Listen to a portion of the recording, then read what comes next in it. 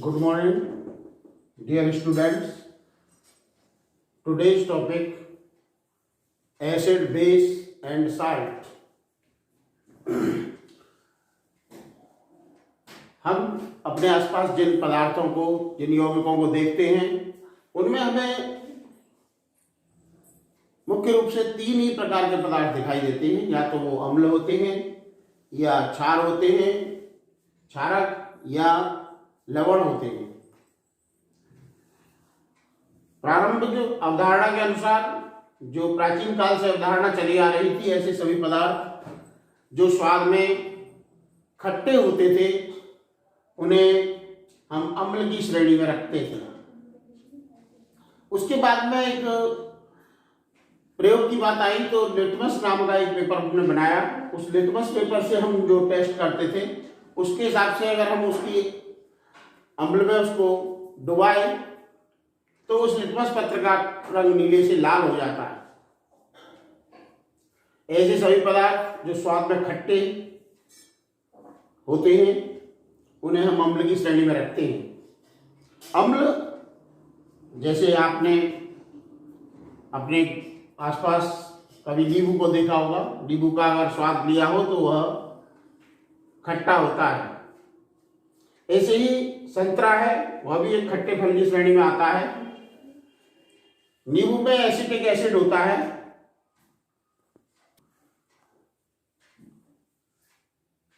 संतरा में citric acid और इमली में टार्टेरिक एसिड होता है। इन एसिड्स के उपस्थिति के कारण ही ये स्वाद में खट्टे होते हैं। दूसरी तरह के जो पदार्थ थे जिनको प्राचीन काल की अवधारणा के अनुसार क्षारक माना जाता था, उनका स्वाद तीक्ष्ण यानी कड़वा होता और वो लाल लिटमस पेपर को नीला। क्षारक यानी साबुन जो आपके घरों में उपस्थित रहता है, उसका जो स्वाद है वो भी, अब आप सब चीज को खाकर तो नहीं देखेंगे कि वो किस तरह का होता है, क्योंकि यह खाना भी आपके स्वास्थ्य के लिए नुकसान पहुंचा सकता है। तो साबुन की जो प्रवृत्ति है वो क्षारीय यानी क्षारक होता है। वो सभी क्षारक कड़वे नहीं होते, सभी क्षारक स्वाद में कड़वे नहीं होते।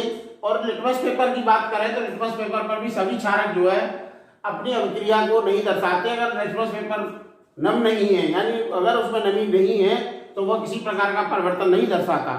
अतः इस प्रारंभिक जो अवधारणा थी उसको प्रतिस्थापित कर दिया गया और उसके स्थान पर आधुनिक सिद्धांत के अनुसार विद्युत अपघटनी प्रवृत्ति का जानना इसे समझने के लिए बड़ा आवश्यक है कि जो ये पदार्थ हैं इनकी विद्युत अपघटनी प्रकृति यानी इलेक्ट्रोलाइटिक नेचर किस तरह का होता है।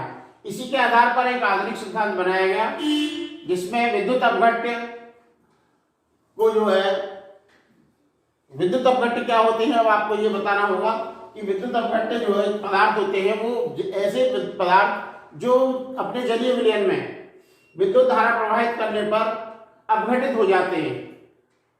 विद्युत अपघटनी चालक या विद्युत अपघट्य कहलाते हैं। जैसे अगर आप सोडियम क्लोराइड ले लें तो सोडियम क्लोराइड का जब जलीय विलयन बनाएंगे तो उसमें जब हम विद्युत धारा प्रवाहित करेंगे तो वो दो तरह के आयन में टूट जाता है, सोडियम आयन और क्लोराइड आयन। ऐसे ही कॉपर सल्फेट है, उसका भी अगर आप जलीय विलयन बनाएंगे तो वो भी दो प्रकार के आयनों में टूट जाएगा। ऐसे ही H2SO4 है, इनका भी जो है जलीय विलयन बनाने पर दो प्रकार के आयनों में वो विभक्त हो जाता है। अब ये आयनन भी जो है दो प्रकार का होता है।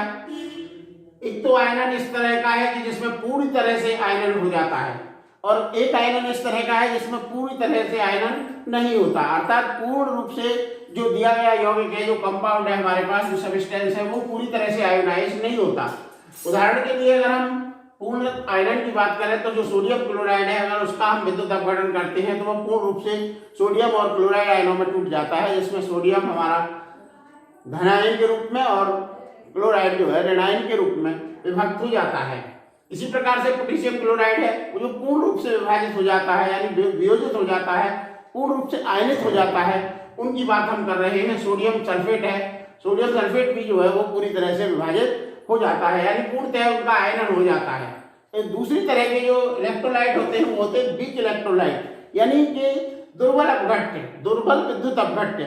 उन दुर्बल विद्युत अपघट्य में क्या होता है कि वो पूरी तरह से आयनन में वियोजित नहीं होते, उनके आयन जो है वो इतनी आसानी से पूरी तरह से वियोजित नहीं होते, अर्थात कुछ मात्रा में उनका वियोजन नहीं होता है। ऐसे जो विद्युत अपघट्य हैं उन्हें हम वीक इलेक्ट्रोलाइट की श्रेणी में यानी दुर्बल विद्युत अपघट्य की श्रेणी में रखते हैं। उदाहरण के लिए H2CO3, HCN, CH3, COOH यानी एसिटिक एसिड। अब इसके बाद में जब ये विद्युत अपघटनी थ्योरी आ गई है और उसके बाद में जब फिर एक आर्नियस नाम के साइंटिस्ट हुए, उन्होंने अपना जो है अपना आयनन का जो सिद्धांत था उनका, तो आयनिक थ्योरी जो है उन्होंने दी और उन्होंने कहा कि विद्युत अपघट्य पदार्थ को जल या किसी अन्य उपयुक्त विलायक में, यानी या तो जल हो ले लें हम या कोई अन्य और उपयुक्त विलायक ले लें, उनमें वियोजित करें, यानी विलय करने पर यानी उन्हें घोलने पर उसमें वो दो प्रकार के कणों में विभाजित हो जाए, आयनन कहलाएगा।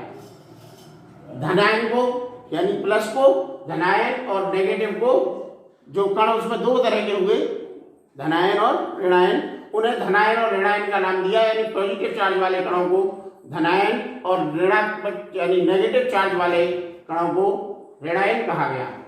जिस प्रकार से हम यहाँ उदाहरण के लिए हम देखें तो सोडियम क्लोराइड का जब हम आयनन करते हैं तो विद्युत अपघट्य के रूप में जब हम उसे जल में घोलते हैं, जल में घोलने के पश्चात उसमें सोडियम प्लस तथा क्लोराइड नेगेटिव विपरीत होते हैं। ये दोनों चार्ज कैसे होते हैं? विपरीत होते हैं, लेकिन इनकी जो मात्रा है वो समान होती है, संख्या में समान होते हैं। अगर Na+1 है तो क्लोराइड -1 है। विद्युत अपघटन से जो उत्पन्न होते हैं आयन, उनमें अपोजिट चार्ज होता है, लेकिन जब अपोजिट चार्ज के दो आयन एक ही विलयन में उपस्थित होते हैं तो उनमें एक आकर्षण भी रहता है। तो आकर्षण जो इनके जो कण हैं उनमें आपस में आकर्षण होता है। यह विद्युत अपघटन की जो क्रिया है वह भी एक उत्क्रमणीय क्रिया है। यानी उत्क्रमणीय क्रिया कैसी होती है? जो जितनी ही आगे की दिशा में होगी उतनी ही पीछे की दिशा में होती है, यानी बैकवर्ड और फॉरवर्ड डायरेक्शन में ये दोनों प्रकार से क्रिया होती है। और ये समान होने के कारण इनमें एक इक्विलिब्रियम यानी साम्य की स्थिति उत्पन्न हो जाती है और यह क्रिया निरंतर चलती रहती है।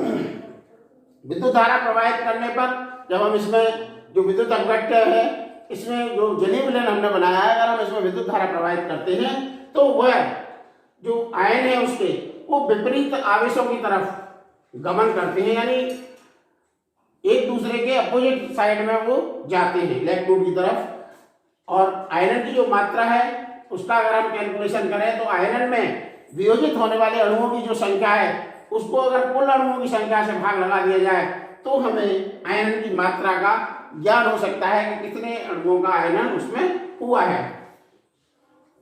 इस आयनियन के आधुनिक सिद्धांत यानी आयनिक सिद्धांत के आधार पर अम्लों की जो नई परिभाषा आई उसके अनुसार अम्ल जो है वो ये जो हमारी जो पुरानी अवधारणा की जो परिभाषा थी उसको प्रतिस्थापित कर दिया उसने।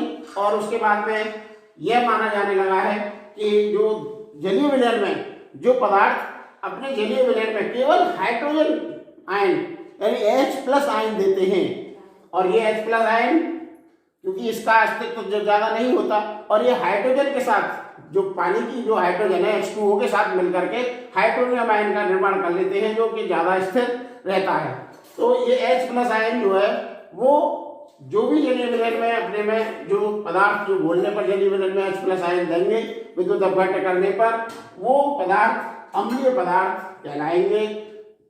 और इनमें भी दो प्रकार के पदार्थ होते हैं, अम्ल भी दो तरह के होते हैं, एक स्ट्रॉन्ग एसिड यानी प्रबल अम्ल और दूसरी प्रकार के दुर्बल अम्ल वीक एसिड। अब वीक एसिड और स्ट्रॉन्ग एसिड इन दोनों के जो अगर हम प्रकार की बात करें तो इनमें भी फिर वही सिद्धांत लागू होता है जो अभी मैंने आपको बताया कि जो पूरी तरह से अपने जलीय विलयन में विलय हो जाएं यानी टूट जाएं, पूरी तरह से उनका वियोजन हो जाए, ऐसे आयन वाले जो एसिड हैं यानी जो पदार्थ हैं हमारे वो क्या कहलाएंगे? वो स्ट्रॉन्ग एसिड कहलाएंगे। यानी कि वो मिनरल वाले एसिड होते हैं एक तरह से, जैसे H2SO4, HCl, HNO3। H2SO4 का अगर आप यहाँ पर देखें तो ये H2SO4 दो प्रकार के आयनों में टूट जाता है, 2H प्लस SO4 माइनस 2। दूसरा है हमारा ऑर्गेनिक एसिड जिन्हें हम कहते हैं, या हम उन्हें वीक एसिड कहते हैं, जो हमें साधारणतः जीव जंतुओं से प्राप्त होते हैं। HCN, CH3COOH, HCOOH और HCN का जब हम विद्युत वियोजन करते हैं तो H प्लस और Cn माइनस आयन में टूट जाता है। इस प्रकार से ये अम्ल के बारे में आपको मैंने आज के इस वीडियो में जानकारी दी। धन्यवाद।